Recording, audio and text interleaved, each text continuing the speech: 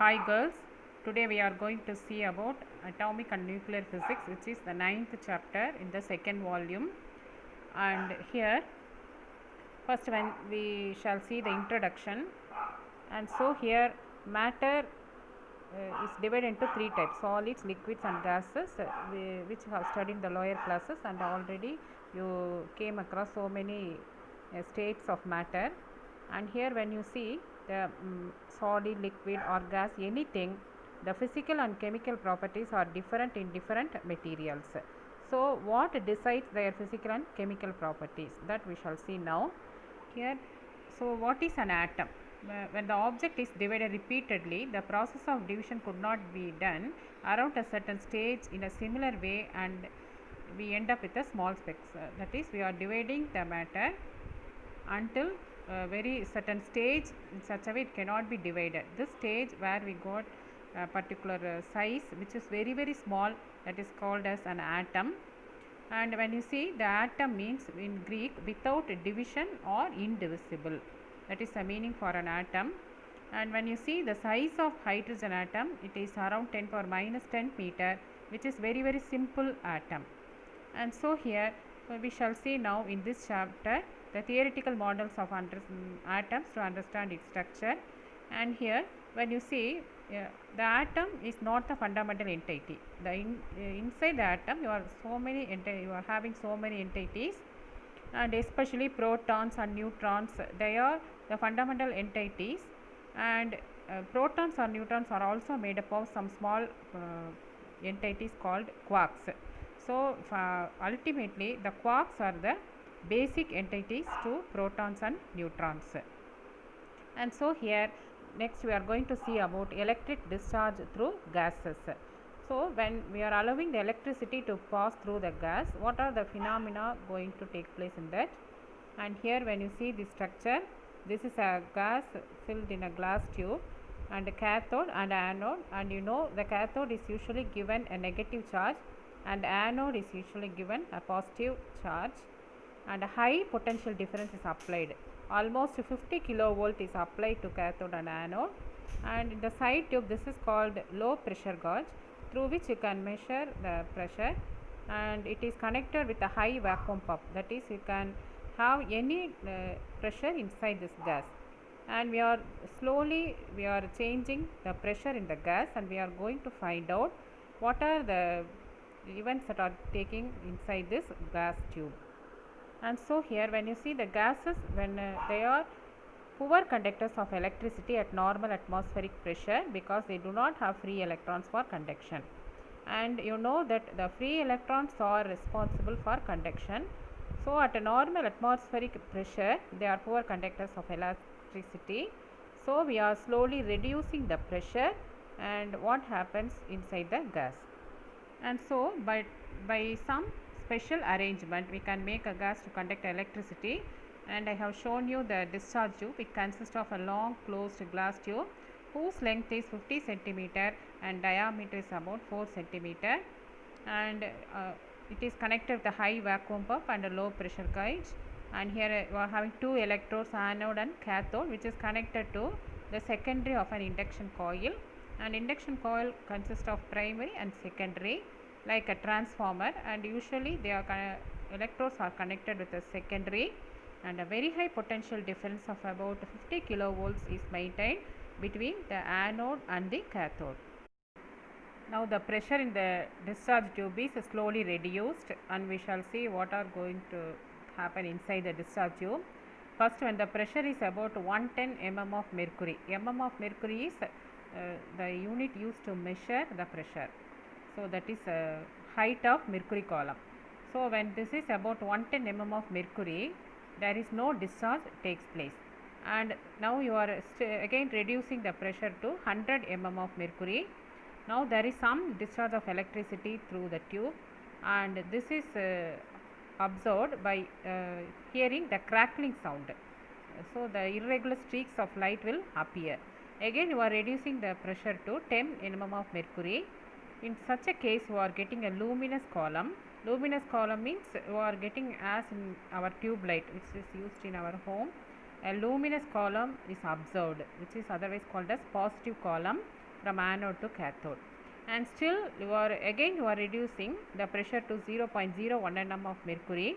In this particular stage, the positive column completely disappears and you will have only dark space.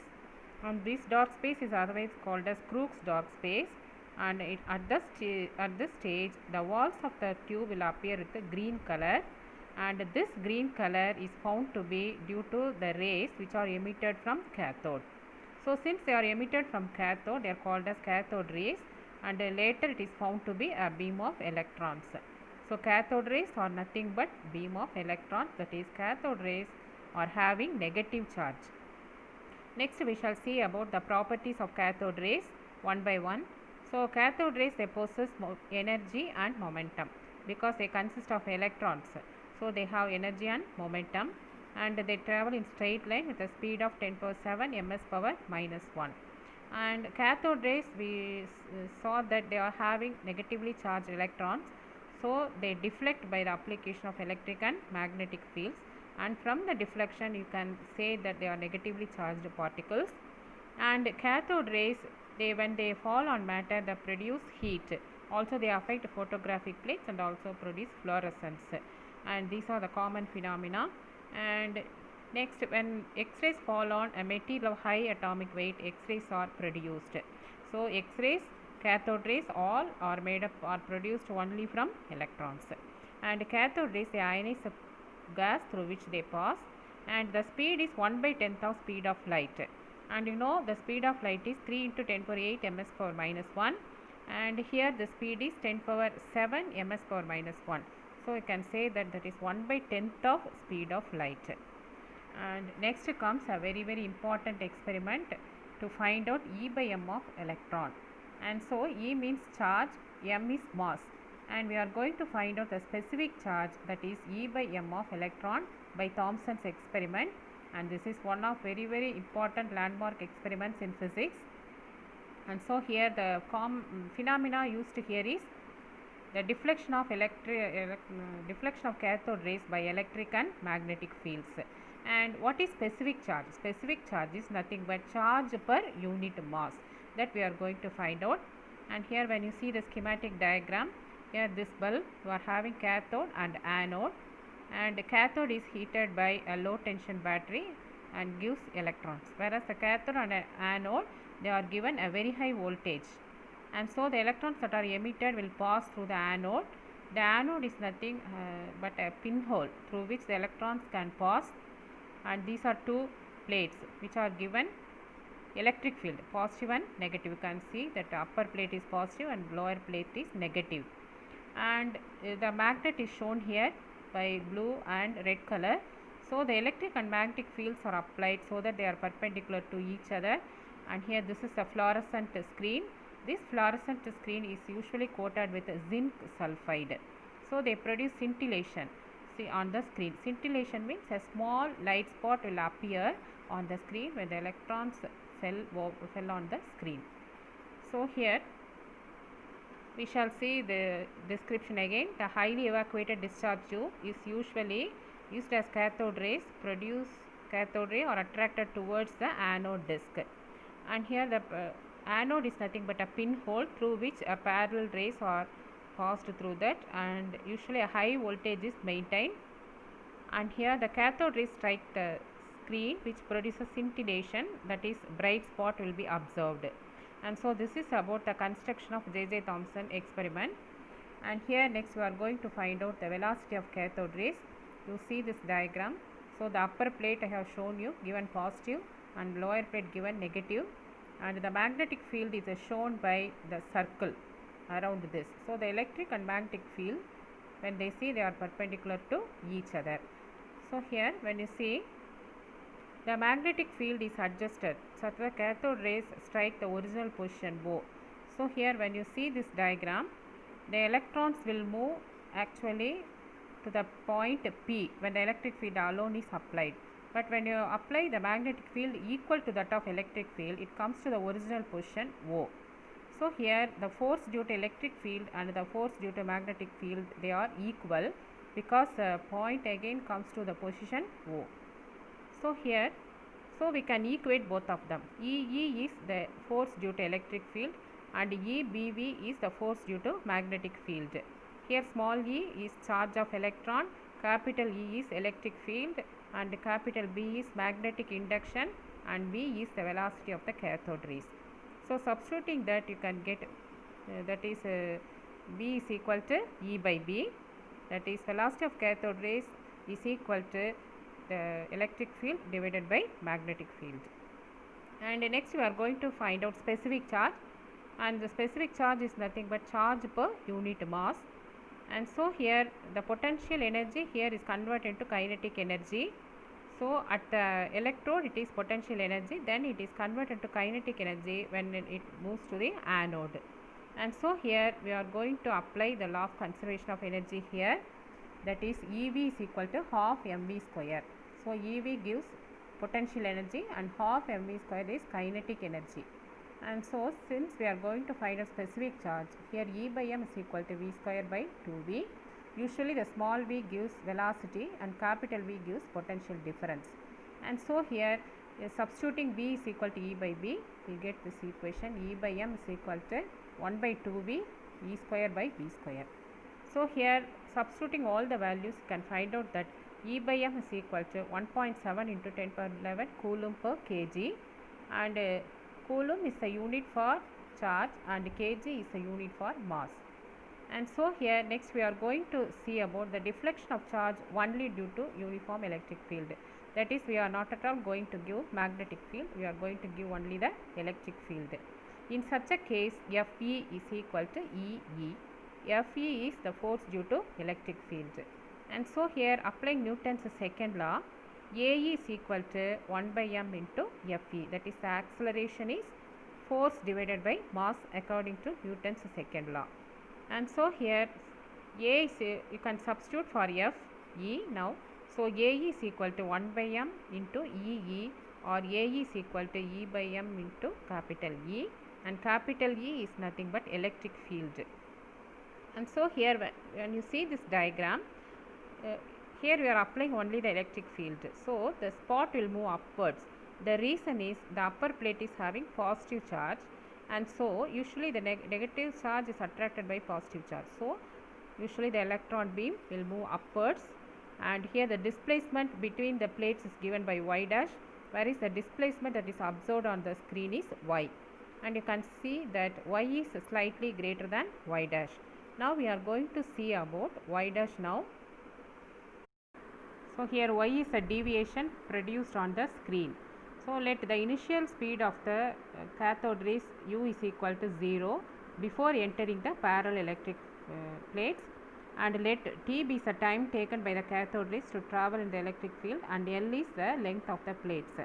So what is the time taken to move inside the parallel plates is t is equal to L by V, because you know time is distance by velocity.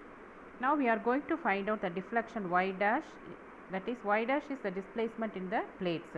So here you have to apply Newton's equations of motion. S is equal to ut plus half at square. In that instead of s you substitute y dash is equal to ut plus half at square, and ut becomes 0 because u is 0, and half aet square, and substitute for ae and t, you can get y dash is equal to half e by m L square b square by e. Now what is the deflection on the screen? Now we are going to find out y. Y is directly proportional to y dash because both are dependent on each other. And so here y is equal to c y dash because c is a constant which depends on the geometry of the discharge tube, and substituting for y dash you can get y is equal to c half e by m into L square b square by e. Since we are going to find out the specific charge, E by m can be taken to the left side. So E by m is equal to 2 ye by c L square b square, and you know all the values y, e, c, L square and b square. Substituting all the values on RHS, you can find out E by m is equal to 1.7 into 10 power 11 coulomb per kg. This is very important value. This is a value of specific charge of electron. Next we are going to see about atom models, and so many scientists give so many models. And first it is found that every object on continued subdivision ultimately yields atoms. So when you divide the object, finally it will yield atoms. And so here J.J. Thomson next proposed a theoretical atom model which is based on the static distribution of electric charges. That means electric charges will be static. Static means they will be rest in one place, but this could not explain the stability of the atom. And next Rutherford proposed the first dynamic model of an atom. So here this is from the experiment done by his students, and it also failed to explain the stability of the atom. And next Niels Bohr, he could explain the stability of the atom and also the origin of line spectrum. In the fifth chapter you have studied about continuous spectrum, line spectrum, band spectrum, and so the line spectrum can be well explained by Niels Bohr atom model. And next it is improved by Sommerfeld and his students. And next we are going to see first the model J.J. Thomson's model. It is otherwise called as watermelon model, because in this model it is like a watermelon in which the seeds are embedded, and so here the electrons are embedded on a positively charged material, and so this that is the model given by J.J. Thomson.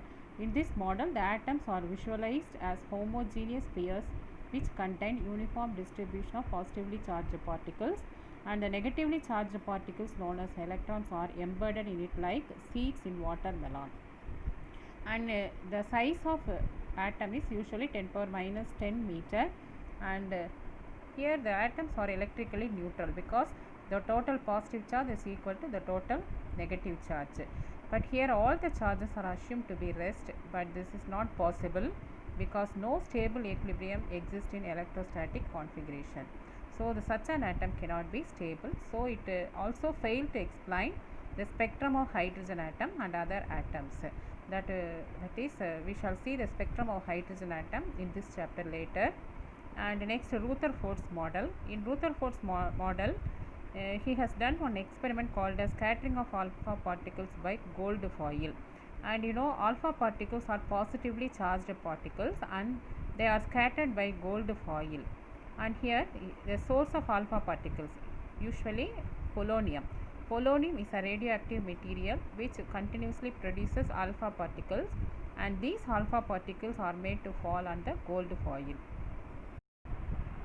So when you see this diagram, the polonium sample, inside that you are having source of alpha particle because it will emit alpha particle, and usually it is kept in lead block because it will absorb if any harmful radiations are there, and it will pass through that lead block and reach the lead screen, where the lead screen is having a small opening through which the alpha particles fall on the gold foil.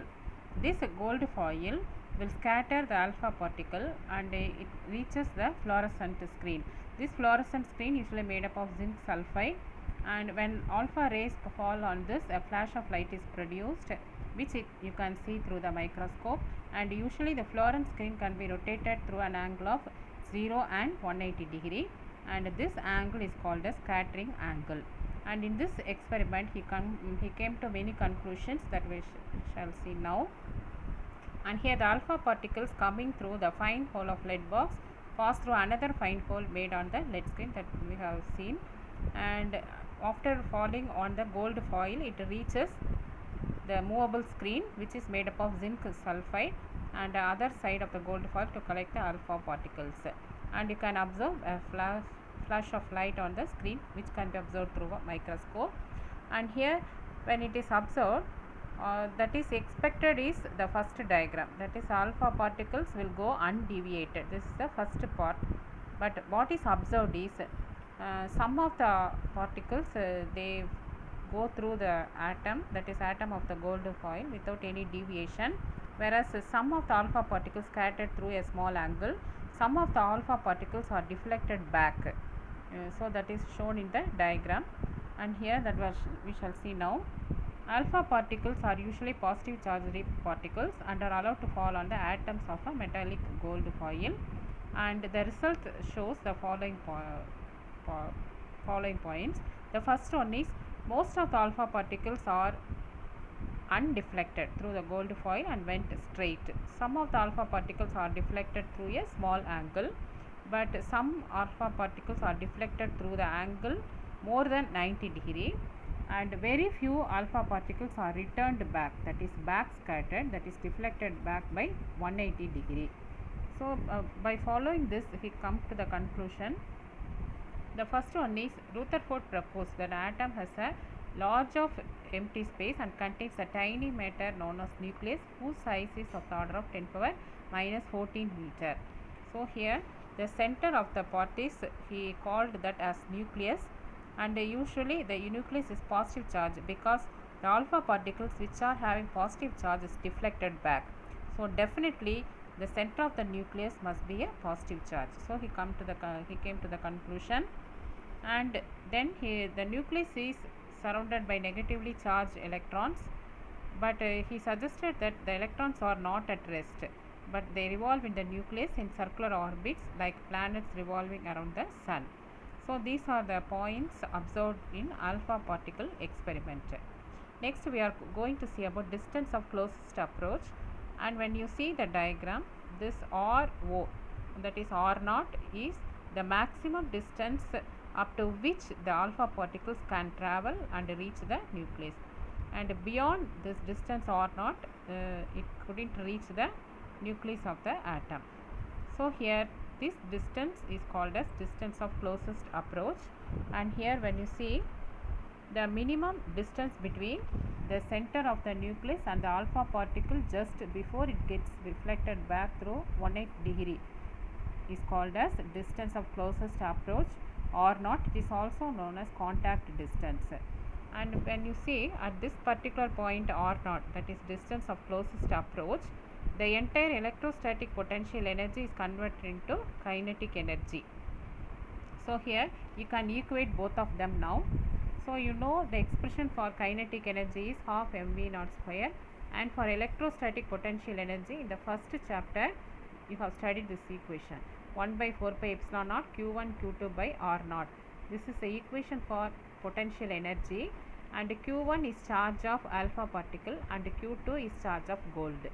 So alpha particle is having 2 times the charge of electron, so 2e, and z you know the atomic number of gold, and substituting that 2e ZE. So q1 is replaced by 2e and q2 is replaced by gold, that is the charge of gold, and r naught is nothing but distance of closest approach.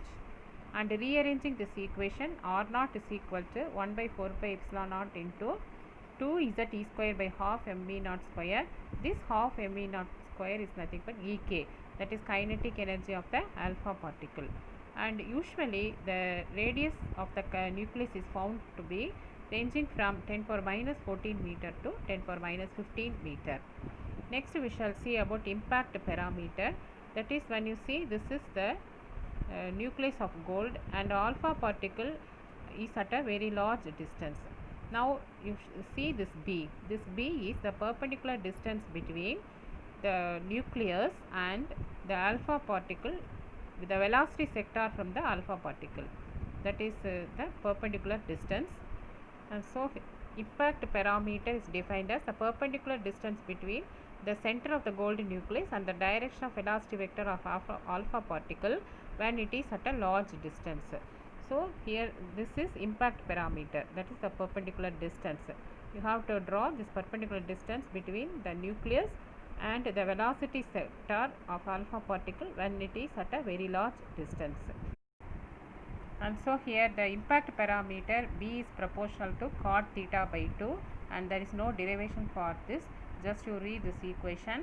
And so B is equal to k cot theta by 2, where theta is a scattering angle, and k you know 1 by 4 pi epsilon naught 2ze square by mv naught square, that you have to substitute here. And from these equations you can say that smaller the impact parameter, larger will be the deflection of alpha particles, because they are inversely proportional, because P is proportional to cot theta by 2. So B and theta, they are inversely proportional. If B is small, then theta will be large. That is the main point derived from this. And next, drawbacks of Rutherford model.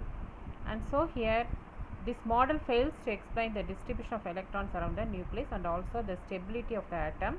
Distribution of electrons means you have come across L, M, K, L, M, N shells like that, and how many electrons will occupy each shell.